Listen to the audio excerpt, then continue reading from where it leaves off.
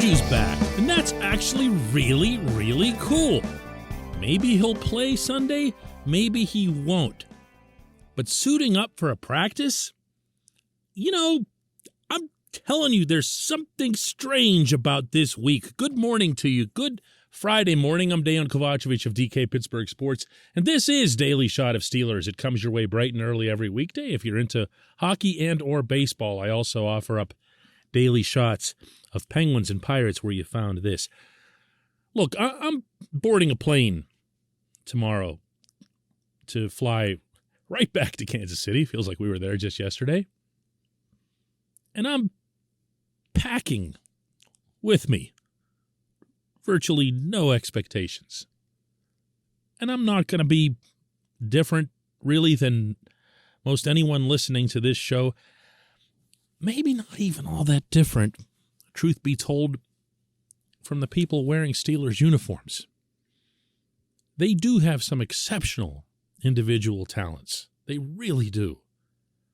People who were born confident and who will be confident when they take that field. But out of 53 men on that roster, how many do you think are really going to go out there thinking, oh yeah, we got this. It's all cool. I can't know, but I can't imagine that the number is that high. All those times when you hear an athlete in any sport say, nobody gave me a chance or nobody gave us a chance. Well, in this game, nobody's really giving the visitors a chance. And as such, all one can reasonably hope for is that this team goes out there and has fun. And no, I'm not being dopey here. I'm not saying, all that matters is that you have fun, boys. But it might be a big, big head start toward putting pressure on the other team because they're not going out there to have fun. The expectations are through the roof for the Chiefs. They've been to the Super Bowl 2 years in a row. They're in their own house. They've got the next quarterback. They've got the best tight end. And also, by the way, one of the best overall players in all of football. They've got a stout defense, maybe the best in the conference. Every single thing lines up their way. Every single thing that you can break down. But when you're losing in a playoff game, even if it's just early, and you're at home, you start feeling that. I am here to attest. I was at Heinz Field when the Jaguars were just running up the gut against that defense. Unlike any team before them all season, the Steelers had no idea what was hitting them. They had Tyler Matakevich at the inside linebacker, and he's just getting steamrollered by Leonard Fournette and the Jacksonville offensive line, and you're going, okay, this is going to have to turn around, right? I mean, it's just got to. The Steelers were clearly, based on the regular season, the superior team, and then it doesn't.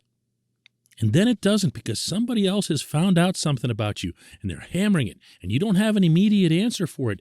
And maybe because you've been so good throughout the regular season, you don't necessarily think there even needs to be an answer or an adjustment. So you just kind of let it go, and you let it play itself out. And before you know it, you look at the scoreboard, and your season's over. I'm not making a prediction here. When I do get around to making a prediction for this game, it will be one that favors the Kansas City Chiefs. Why? Because I'm not an idiot. That doesn't mean I'd put 100% on it. I don't put 100% on anything, and if I ever did before, I sure wouldn't in this NFL season. Make no mistake, as much as being the favorite can be detrimental to a team in Kansas City's position, being those other guys, that can be, a plus. This portion of Daily Shot of Steelers is brought to you by Point Park University. Choose from nearly 100 career-focused programs leading to bachelor's, master's, and doctoral degrees. Choose when and how you'd prefer to do that studying, whether it's at Point Park's gorgeous downtown Pittsburgh campus, whether it's online, maybe a flexible hybrid format, would work best for you. Find out more about all of this at pointpark.edu. So I've been making this point on the show throughout the week, and I feel compelled to make it once again because I really feel like it's the biggest and most stark difference between these two teams in this shared setting. No sane person looks at the Steelers and their lack of offensive line and their lack of defensive line aside from Cam Hayward and says, oh yeah, they can do this. Certainly not based just on, skill, athleticism, and depth and coaching smarts. I'll take Kansas City in every single one of those four categories without hesitating.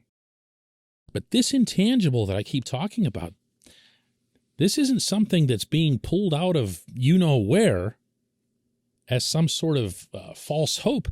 This has happened throughout NFL history. It's happened throughout sports history, where the heavy favorite just thinks, I've got it made here. While at the same time, the underdog says, whatever, man, let's just have fun. So there's Juju out there. Yesterday, on the second day of the week of practice leading up to a playoff game, which should tell you really all you'd need to know about what his real status and his real availability should be considered right now for that game. If this was something that had been in the works, if this was something where everyone was in on it, then you would have seen Juju out there, I believe, Wednesday so that he'd get 3 full days of practice in to get back into the swing of things. Timing and all that other stuff.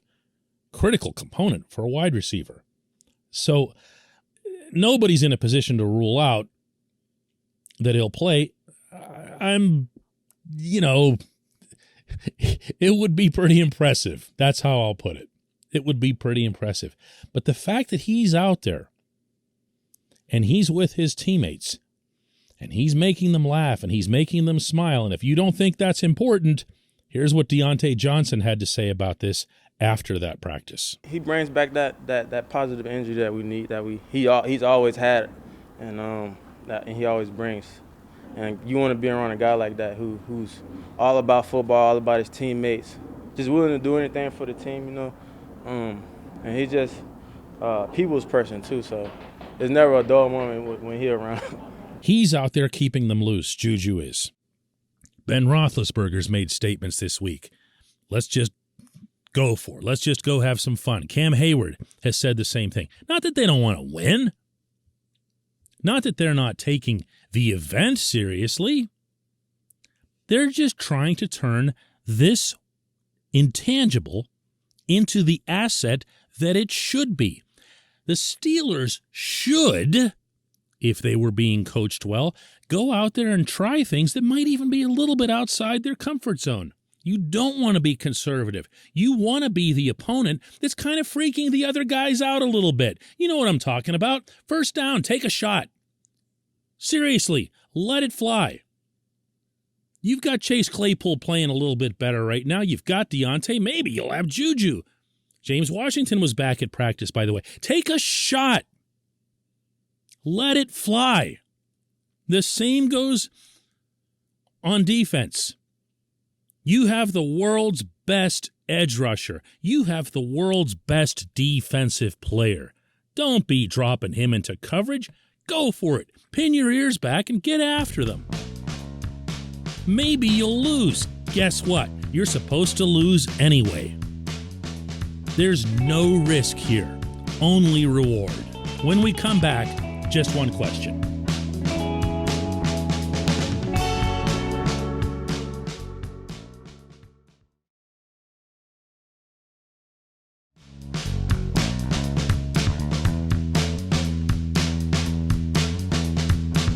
Welcome back. It's time for Just One Question, and that's brought to you always on this program by the personal injury law firm of Luxembourg, Garbett, Kelly, and George. They represent people who are hurt in car accidents, who need help with workers' comp or medical malpractice claims. The attorneys at LGKG pride themselves in doing what they say they're going to do. It's important to them that when they make you a promise, they keep that promise. And this law firm has been keeping promises in our region for over 80 years. LGKG has offices in Cranberry, Newcastle, Beaver Falls, Butler, and Elwood City. Learn more about them at lgkg.com. And today's J1Q comes all the way from Germany, where Lucas asks, we've seen the Steelers in multiple fourth quarters throw the ball beyond the sticks successfully, so why not incorporate it more in the offense? Why doesn't Matt Canada do that? It's not that simple. I'd love for it to be that simple, because then it would make Canada an even easier target for criticism.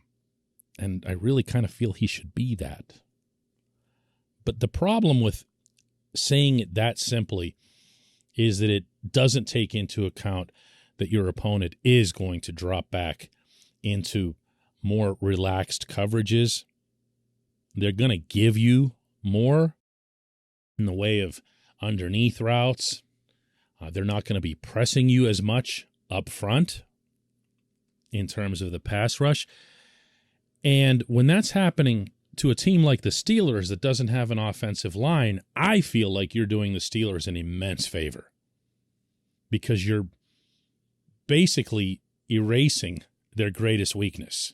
I don't understand why teams have done that to them, but we have seen it, you're right, consistently. The one game that really jumps out at me, though, the one game that I feel like you're totally right, was the one in Minneapolis. Because that wasn't Ben just throwing underneath and getting, a big yards after the catch, slant diagonal route out of guys, although there were a couple of those. It was just Ben putting it up, and it was his receivers going up and getting it in a way that I don't really feel like either the quarterback or the receivers matched in any other game this season. Yes, the Vikings were in a softer stance, but the Steelers still just took it right to them with their offense. And I'm telling you, again, without making a prediction, that this is the way the Steelers could get something done against his opponent. Yes, of course, it still has to begin with the running game. Yes, they have to control the football. That means Najee Harris is probably going to have to drop $120 on them, just on the ground. Again, not making predictions here, talking about what would actually need to happen. But you're also going to need this team to connect on a deep ball or two, or at least to get some DPIs out of attempts like that. You're not going to pull this off by dinking and dunking and sideways. I'm going to repeat what I said in the opening segment, Lucas, but this time with big-time gusto. You're not going there with a mindset of playing it safe. That would make no sense. Now, it won't surprise me if this unimaginative coordinator does exactly that, and this ultra-conservative head coach supports him. But my feeling on this is you've got an opponent that you need to freak out a little bit. You know? You've got to make them get a little funny, to quote Tomlin from his awesome line last week in Baltimore. You've got to be the ones that make them look at you like, whoa, what is this? This wasn't what we saw 2 weeks ago. Who are these guys? Why are they even here? Why are we struggling? Why are we struggling? Could we really lose this game? Uh-oh, what happens if we do lose this game? That's what you got to do, and you're not going to get that with a bunch of 1-yard runs and little flicks off to the side. You got to weird them out a little bit. Weird them out. That's what I'm talking about. And have fun. Walk out there with a smile on your face. Let them see that you're there and you're enjoying it. This is found gold, man. This team shouldn't have been in the playoffs. They should have been eliminated from the playoffs in 3 different settings last Sunday alone. You know? Think about that. This is found freaking gold. Enjoy it and let the other guys know you're enjoying it and let them wonder why. I appreciate the question, Lucas. I appreciate everybody listening to Daily Shot of Steelers. Obviously, we'll have another one of these Monday morning from Kansas City.